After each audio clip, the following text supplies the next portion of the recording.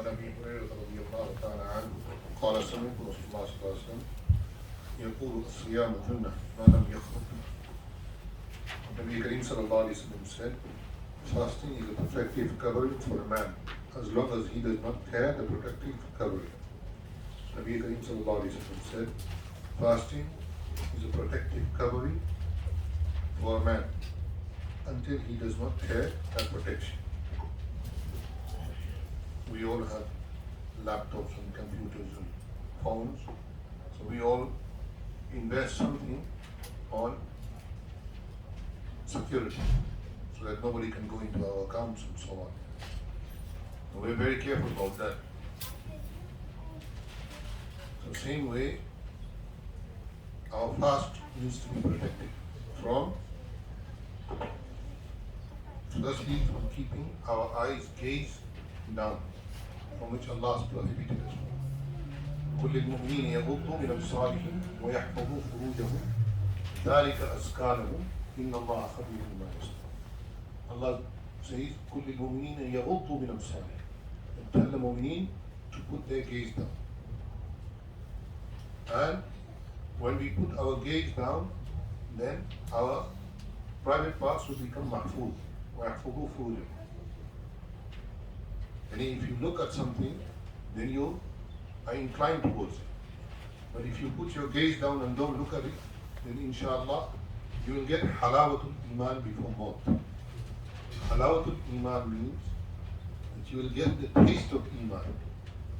And the person who gets the taste of iman, all the taste of this world is nothing compared to the taste of iman, the sweetness of iman. So this is something that we can only experience if we follow what Rasulullah sallallahu alaihi wasallam says. Ittiba of Rasul sallallahu alaihi wasallam, mahabbat of Rasul is not complete until it is ittiba of Rasul.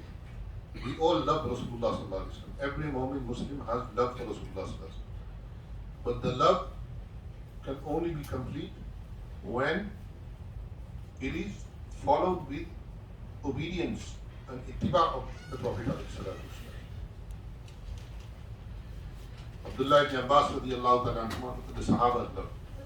Abdullah ibn Abbas radiallahu ta'ala anhu, when he became old, he got cataract in his eyes. So at that time there was no cure for cataract. So they told him that there was a cure, but they told him that you have to sit and do sajda on a chair. Now if I tell you that if it was all of us, we would have said immediately yes. Abdullah ibn Abbas said, I never saw Rasulullah sallallahu alaihi wasallam sitting on a chair. So I will lose my eyesight, but I will not sit on the chair and do salah.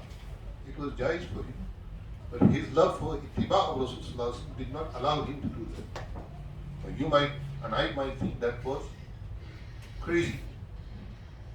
It's very easy to say crazy. But when ittiba is there, and the people who give their lives for the Prophet alayhi salam, they didn't care. They didn't care.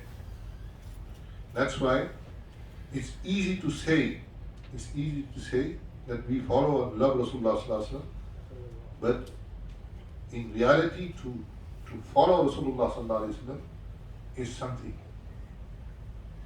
And if somebody never sees the Prophet alayhi salam in his dream, and people don't think much of him, but he follows the ittiba of Rasul sallallahu alaihi wasallam, then inshallah he will be with the Prophet alayhi salam. He will be with the Prophet alayhi salam. And if somebody, zahiran, he wears Islamic clothing and everything, but inside his iman is not pure, his iman is not complete, then all that zahiri show will not make him reach with the Prophet alayhi salam. This is something to understand. The second is to guard the tongue against backbiting, against telling lies and so on. The third is that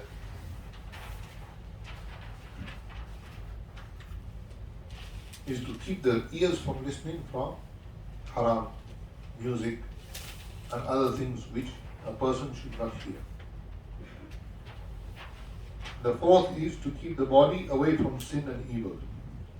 The hands should not touch what is not allowed to touch. The feet should not walk with that which is not a person is not allowed to walk with.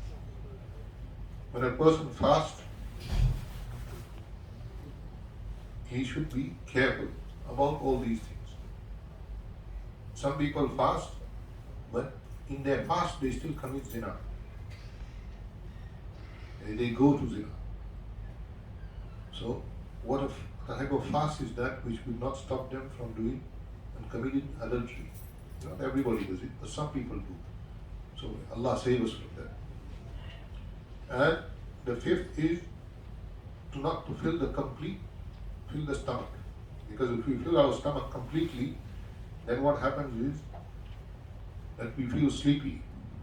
So we won't do ibadat as we should. And it is not that you stay hungry, but eat what is needed. Don't eat excessively. Imam Ghazali rahmatullahi was asked the same question: what is the object of fasting? Is it to conquer the dictates of Iblis on our carnal passions? Then how can this be possibly done? By eating excessively at iftar. MashaAllah, in the masjid, in iftar, there's only 4 of us nowadays. Because we only have 1 date or 2 dates. We got lots of dates, by the way. We have lots of dates. We don't need no more dates. Because you're only 4 people gonna come, then we have excessive dates for the whole month, for 3 months. But nobody comes to masjid because you only get a date and you only get water. So people think that if I come all the way to the masjid and I'm only going to get 1 date or 2 dates and water, what's the use doing iftar in the masjid? But you miss the salah with jama'ah in the masjid.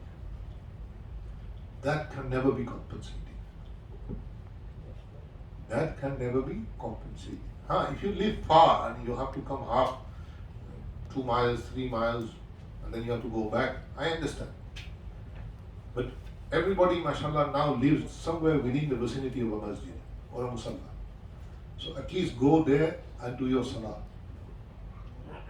But if you live very far and you can't come, then you're excused. But those of us who live within driving distance, 5 minutes, we should come to the masjid and make iftar. Inshallah, there is barakah in that iftar. When Azim Bhai comes, he brings with him his things. So I let the cat out of the bag. No, you can bring if you want to. The only thing is we're not offering food. The reason is because of COVID. But that doesn't mean that we cannot come and make iftar in the masjid. Actually, this is the sunnah of Rasulullah sallallahu alaihi wasallam, that he used to make iftar with only 1 date or 1 or 2 dates and with water. And the 6th point is that from our Akabirin, Shaykh has written about Shah Abdul Rahim Raipuri rahmatullah alayh, that he used to, that his whole food for iftar was 1 or 2 cups of tea and with a little bit of milk. And in iftar, also he used to have maybe 1 chapati, that's it. But I'm not saying we do that. Those are the people of Allah. A time will come when there will be food not available. Nabi Sallallahu Alaihi Wasallam was asked, what will people eat? Nabi Sallallahu Alaihi Wasallam said, they will fill their stomachs with zikr of Allah subhanahu wa ta'ala. A kafir eats with 7 stomachs. A mu'min eats with 1 stomach. Because before we start eating, we say, Bismillah wa barakatillah. Kafir doesn't say Bismillah. So he keeps eating. But if you say Bismillah, then you will see for yourself that what you intake will be enough for you. And then your normal intake, because in the name of Allah there is barakah. In the name of Allah there is barakah. Just by saying Bismillah, it is nourishment in itself. And that's for people who understand. And after we have fasted, we should always think that I don't know if Allah will accept, have full hope that Allah will accept the fast, but also fear that Allah can reject the fast. Allah can reject the fast. Hope man sama Ramadana imanan wa ihtisaban ghufir lahu ma taqaddam. Nabi Sallallahu Alaihi Wasallam said, the person who fasts in Ramadan with iman and with the full hope that Allah will reward him, Allah will reward him. People should not say or think that what benefit does Allah get out of my fasting. You will be amazed that people who are not Muslim, they research on fast more than we do. So today somebody sent me a video of a non-Muslim specialist on diet, and he said if Muslims fasted according to what the Prophet ﷺ said, then they would be free from many illnesses. He said the problem is that when Muslims break their fast, they have ruabza, they have pakoda, they have samosa, they have everything which is oily. And biryani. And biryani with mirch, and biryani with masala. More than the rice is the masala. So the object of fasting is all gone, washed away. But if we eat accordingly, if we have according food, I'm not saying we shouldn't use anything, but use it so that we don't spoil our body inside also. And the best thing is, he said, to break the fast is with pure water and date. And he was trying to advocate his diet, but he was saying that the best, because it's a dry, he calls it a dry fast. Dry fast means because we don't drink water throughout the day. So they call it a dry fast. He said this dry fast for 29-30 days is very good for the body as a whole. Our Nabi Sallallahu Alaihi Wasallam told us to fast Ramadan and every month at least 3 days. But the 3 days will be equivalent to the 30 days of the month. But if we can't fast 3 days, at least the month of Ramadan, we should fast. We should not make excuses of that fast. May Allah give me tawfiq also. So inshallah now, throughout Ramadan, Salatul Isha will be 9:30. We're not going to change the Isha time. It will be 9:30 from now till inshallah Ramadan completes. We should make dua to Allah subhanahu wa ta'ala. The first Ashara has completed. That is the Ashara of Rahmah. We are in the second Ashara. This is the Ashara of Maghfirah. May Allah subhanahu wa ta'ala forgives everything and everybody. So we should ask Allah subhanahu wa ta'ala for forgiveness in this Ashara. And the last Ashara is Itku min al-Nar, which is freedom from the fire of Jahannam. Also, brothers, remember, inshallah, we bought the land for the masjid and we owe money. We have to pay some brothers qarz also for the land also. So, don't forget that we're still collecting. Our target is that if 800 people gave us $1,000 each, we'll get our target. If 800 people gave us $1,000 each, we get our target. I'm not saying all of you have to give $1,000. Don't get me wrong. But you can arrange $1,000. One brother 2 days ago brought me $2,000 from one person. He made the effort, he went, he made the effort, and he got $2,000. So he will get ajr.